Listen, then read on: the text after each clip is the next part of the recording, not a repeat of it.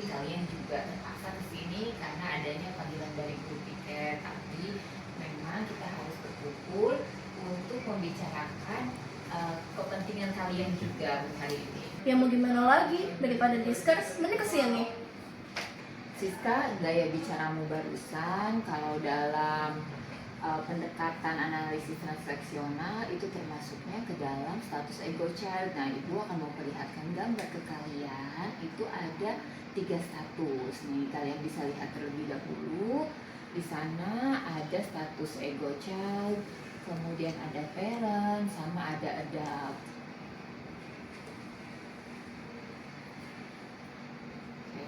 Nah, manusia itu mempunyai 3 jenis ego seperti tadi yang Ibu katakan, ada parent, ada adult, ada child. Parent itu seperti orang tua gitu. Jadi orang tua itu sukanya mengatur, mengkritik, sedangkan child itu anak-anak merasa bosan, kemudian marah atau juga manja. Nah, kalau adult itu dewasa ya.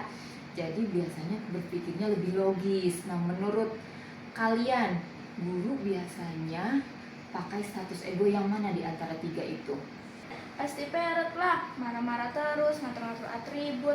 Saat guru menjadi parents, kemudian Ani menjadi rebellious child atau anak yang pemberontak. Itu namanya transaksi yang saling memancing. Menarik bukan? Nah, sekarang mari kita putar. Jika misalnya saya mempunyai skala 1 sampai 10, saya ingin kalian masing-masing nih mengatakan ada di status mana kalian merasa atau sering kalian merasa terjebak di status child saat kalian berhadapan dengan para guru. Boleh dikatakan dari siapa dulu? Mungkin 8. Saya kalau dilarang rasanya ingin melakukannya depan guru. Kalau saya 7, tapi saya jadi anak. Saya ingin membela teman saya yang dimarahi guru. Mungkin 9 sih Bu, saya mah. Oke, jadi kamu merasa terjebak di 9 gitu ya, terjebak banget. Mungkin kalau saya sih 6 Bu. Kalau Ani berapa?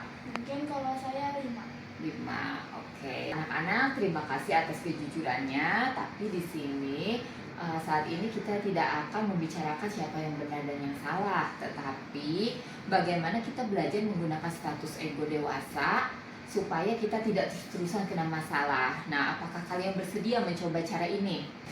Boleh saja, asal gurunya juga tidak galak terus. Ira, barusan itu apa yang kamu katakan? Itu suara ego child atau ego adult? Iya, itu child ya? Tepat sekali. Nah, mari kita sekarang sepakati aturan main kita. Di ruangan ini kita akan belajar bicara dari adult ke adult. Gimana, setuju? Setuju.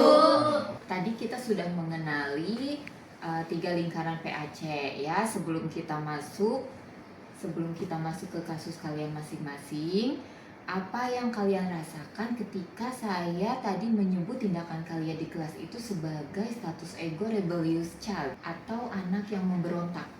Agak aneh sih. Masa sudah SMA dibilang anak-anak? Tapi memang benar sih Bu.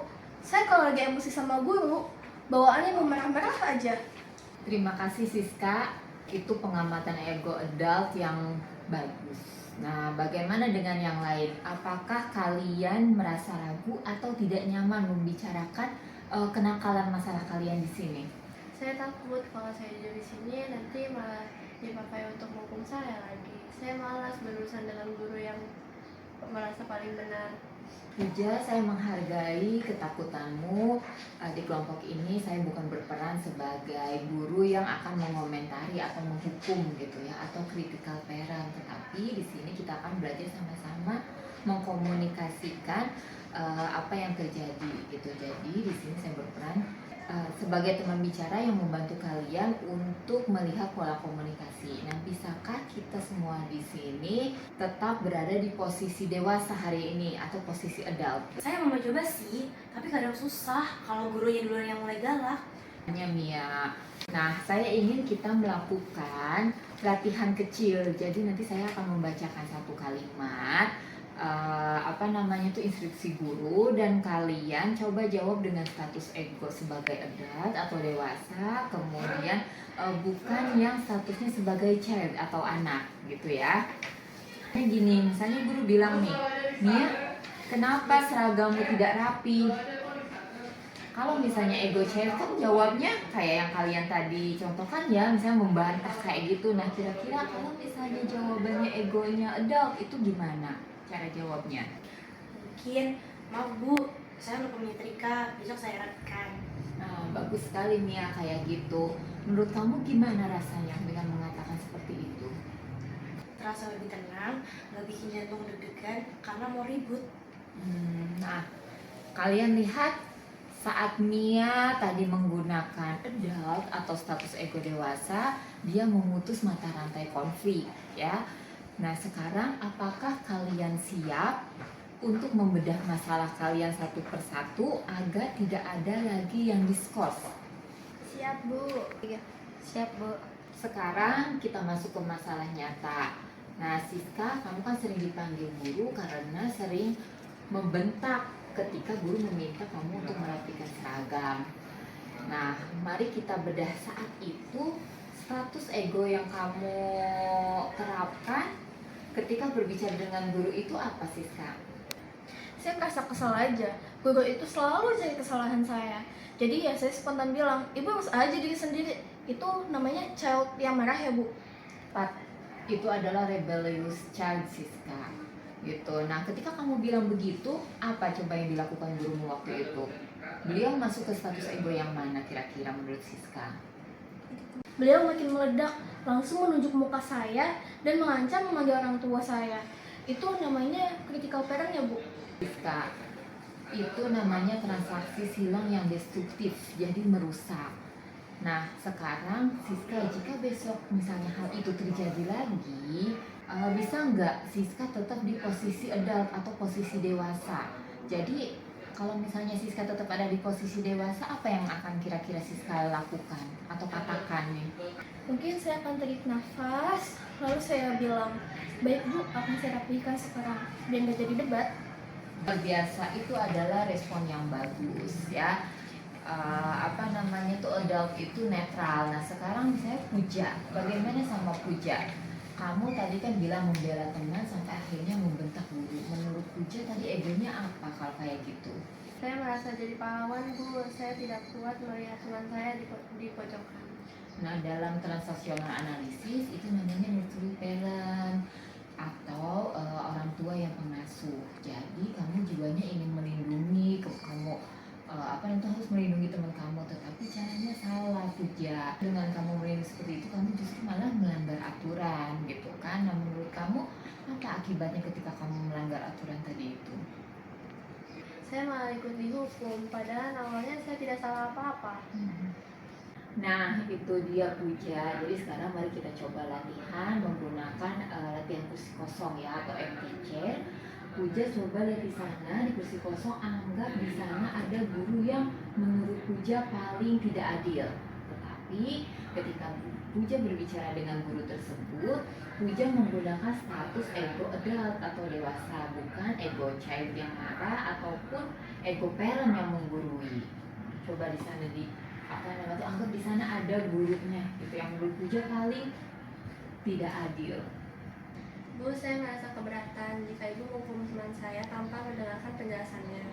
Bagaimana rasanya Puja? Rasa lebih berwibawa yang mana? Yang tadi seperti itu atau dengan berteriak di kelas? Rasa lebih berwibawa Bu. Saya merasa lebih dewasa dan tidak emosional. Nah, sekarang untuk Mia, Ani, dan Ira nih, saya ingin kalian memikirkan satu stroke atau hal positif atau belayan positif yang bisa kalian dapatkan dengan cara yang benar, bukan dengan membuat keributan di kelas. Gitu, menurut kalian apa nih rencananya? Mungkin saya akan coba aktif bertanya di kelas tentang pelajaran supaya guru memperhatikan kepintaran saya, bukan karena saya berisik. Rencana yang sangat cerdas, Ani, itu adalah bagaimana cara ego adult atau dewasa untuk mendapatkan perhatian. Nah, sekarang saya ingin kalian menuliskan kontrak kecil yang kalian katakan itu adalah besok saya akan merespon instruksi guru dengan status ego titik-titik. Status ego apa yang akan kalian tuliskan di sana.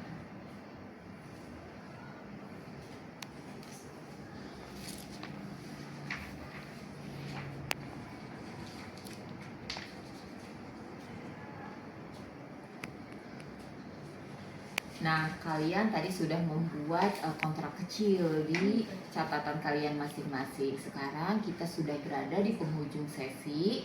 Tadi kita sudah membedah bagaimana transaksi child sering memicu guru itu justru menjadi critical parents. Nah, sebelum kita bubar, saya ingin kita melakukan putaran terakhir terlebih dahulu. Jadi, sebutkan satu hal paling penting yang kalian pelajari ini tentang cara kalian berkomunikasi. Saya sadar dan saya bisa belajar kalau saya itu punya pilihan. Tidak harus menjadi anak yang marah. Saya bisa menjadi dewasa supaya masalahnya cepat selesai. Nia, Saya baru sadar, ternyata selama ini saya cari perhatian dengan cara yang salah. Besok, saya mau cari belayan yang positif aja deh, kayak berprestasi dan berperilaku baik. Kalau saya belajar membela teman itu benar, tapi saya tetap memakai ego adult saya sendiri untuk dia tidak dirugikan. luar biasa tampaknya kalian semua sudah mulai bisa membedakan kapan harus menggunakan ego adult. Bagaimana dengan Ani dan Ira? Apa satu kata untuk perasaan kalian saat ini? Saya jadi lebih sadar, Bu. Baik, Ani jadi sadar ya. Kalau misalnya Ira gimana? Kalau perasaan saya lebih ketenang sih, Bu. Sadar dan tenang itu modal bagus untuk kembali ke kelas. Ingat, kontrak tertulis yang tadi kalian tulis itu adalah janji kalian pada diri sendiri. Jadi saya akan memantau perkembangan kalian ke depannya bagaimana setelah kalian menuliskan janji kalian tadi itu. Nah, anak-anak, kita sudah di akhir. Terima kasih atas keterbukaan kalian. Tuh, kalian sudah membuktikan bahwa kalian mampu bersikap dewasa di ruangan ini, dan saya yakin kalian bisa melakukannya juga di luar sana, gitu ya. Jadi sesi hari ini saya tutup. Terima kasih kalian sudah hadir di sini, sudah berbagi, sudah belajar. Silahkan nanti kembali lagi ke kelas, belajar kembali lebih rajin, lebih semangat lagi ya. Baik, Bu.